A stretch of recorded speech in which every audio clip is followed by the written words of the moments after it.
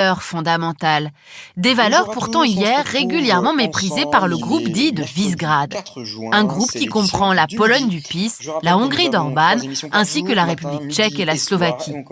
En Hongrie et en Pologne, l'indépendance de la justice, les libertés individuelles et l'état de droit sont régulièrement remis en cause. Et l'article 7, qui prévoit des sanctions contre tout État membre qui ne respecterait pas les valeurs fondatrices de l'Union, est souvent brandi par les institutions européennes à leur encontre. Mais tout a changé avec la guerre en Ukraine. Le groupe de Visegrad s'est fissuré. La Hongrie de Orbán continuant de soutenir Poutine, quand la Pologne est devenue locomotive de l'aide occidentale aux Ukrainiens. Il faut dire que la coopération entre États européens s'est aussi historiquement bâtie sur cette idée forte de valeurs communes et d'une convergence démocratique. Ainsi, c'est pour conforter la renaissance de la démocratie en Grèce en 1981 que la communauté européenne l'intègre. S'ensuit en 1986 l'entrée de l'Espagne et du Portugal après la mort du leader espagnol Franco en 1975 et à la fin de la dictature portugaise de Salazar en 1974. C'est dans le même état d'esprit qu'en juillet 2022, les 27 ont octroyé à l'Ukraine le statut de candidate à l'adhésion à l'Union européenne avec sa voisine moldave. Si la crise du Covid et l'invasion de l'Ukraine ont permis de renforcer l'Union européenne, il reste malgré tout des défis structurels à relever, protection des valeurs européennes, enjeux d'innovation, défis climatiques bien sûr et réflexions stratégiques. Depuis sa prise de fonction à la présidence de la Commission en décembre 2019, Ursula von der Leyen a souligné l'ambition mondiale que devait porter l'Union européenne. En effet, bien que première puissance économique et commerciale au monde, l'Union reste à la traîne en termes de recherche et d'innovation, notamment dans le secteur du numérique. À l'exception de la Suède, de l'Allemagne, de l'Autriche et du Danemark, les États européens n'atteignent pas l'objectif de 3% du PIB consacré à la recherche et au développement, alors qu'à titre d'exemple, Israël y consacre plus de 4%. Ainsi, en ce qui concerne les brevets dans le domaine du numérique, en 2018, les 27 en ont déposé moitié moins que les États-Unis, mais aussi moins que la Chine ou encore le Japon. C'est aussi face aux géants du numérique américain, les GAFAM, ou chinois, les BATX, que l'Europe accuse de sérieux retards. Pour les compenser, elle agit d'une part en légiférant pour encadrer les activités des grands groupes étrangers, et d'autre part en facilitant les levées de fonds de ce que l'on nomme des licornes, ou des start-up valorisées à plus d'1 milliard de dollars, comme peuvent l'être le français Blablacar ou le suédois Spotify. Concernant maintenant l'enjeu climatique. Depuis 1997 et la signature du protocole de Kyoto, l'Union européenne se positionne comme continent modèle de la lutte contre le changement climatique. Le défi s'est encore amplifié avec la guerre en Ukraine et la nécessité de s'affranchir des importations de pétrole et de gaz russe. Ainsi, le plan de mai 2022, Repower EU, réaffirmé en septembre lors du discours de l'Union d'Ursula von der Leyen, prévoit une accélération du développement des énergies renouvelables et notamment de l'hydrogène au sein de l'Union. Enfin, vis-à-vis de la Chine, l'Union veille à sortir de sa naïveté en reconfigurant sa relation commerciale avec Pékin.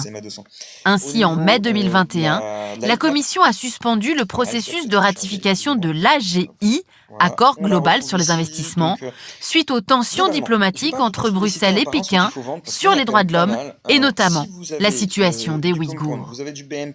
Face à des ennemis communs, du Covid à l'impérialisme russe, l'esprit européen s'est renforcé ces derniers mois, contrairement à d'autres périodes de crise qui avaient pu diviser les États membres. On se souvient de la crise financière de 2008 et des débats autour du sauvetage de l'économie grecque, de la guerre en Syrie qui divisait les pays sur la question de l'accueil des réfugiés, sans oublier le Brexit quand pour la première fois un État membre quittait l'Union. Sauf que depuis, les difficultés économiques et politiques du Royaume-Uni semblent avoir échaudé les partis les plus europhobes du continent. Ainsi même, les extrêmes droites françaises et italiennes ne parlent plus de quitter l'Union. Au XXIe siècle, l'Union européenne s'est imposée à tous avec sa force économique, mais aussi avec ses valeurs. C'est avec lui que nous avons préparé cette émission. Franck Tétart publie aux éditions Autrement cet atlas place de l'Europe, un continent dans tous ses états. Une hausse à quasiment 2,36. Ainsi s'achève ce nouveau numéro du Dessous des cartes. Rendez-vous bien sûr la semaine prochaine, même endroit, même heure. Et d'ici là, n'oubliez pas notre site internet arte.tv. À bientôt. Ça paraît intéressant. Volume 110 millions, c'est une bonne zone d'entrée sur le faire une redistribution de liquidités sur la zone haute. On a vu ici des tokens dans cette zone pour aller racheter du Kaito ou du DEX, et bien c'est pertinent. D'ailleurs DEX, on le voit également, on a rangé pendant pas mal de temps ici aux alentours de 14 $. On a flash crash à 9 $. Là ça reconsolide, on va remonter comme ça je pense progressivement. Je pense pas qu'on fasse un panier quand on descend, à moins que Bitcoin remette une TikTok. à la baisse, mais 6 lettres comme un slogan, lisible et prononçable partout dans le monde. 6 lettres comme l'incarnation d'un engouement irrésistible, comme le symbole d'une viralité presque despotique.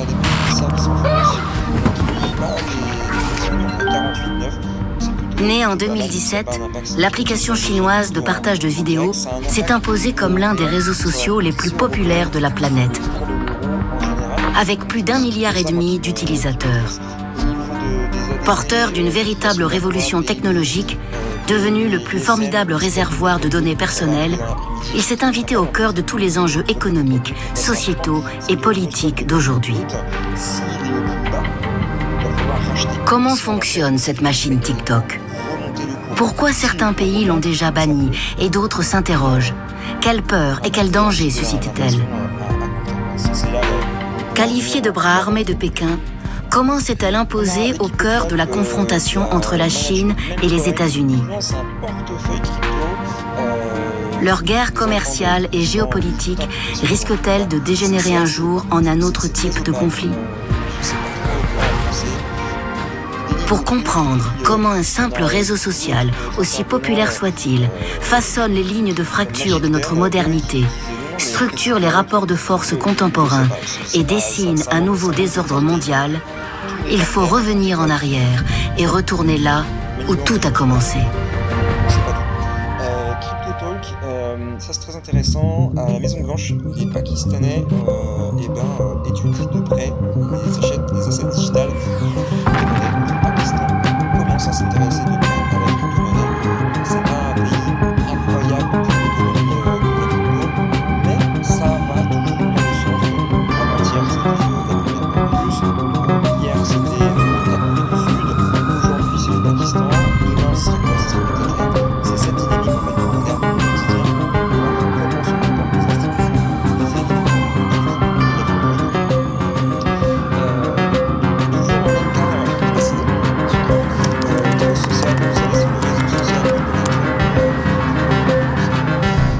et si je peux, hop, je ne peux pas, c'est pas grave. Je ne peux pas, c'est pas grave, je peux faire.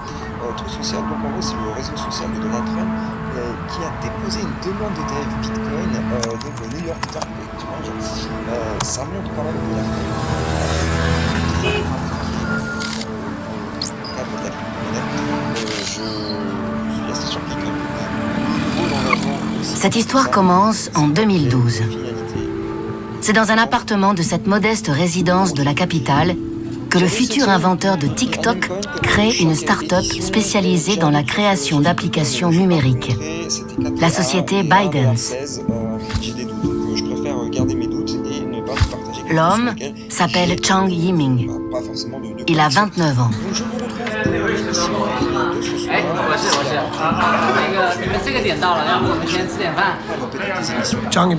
Il s'est impliqué dans plusieurs startups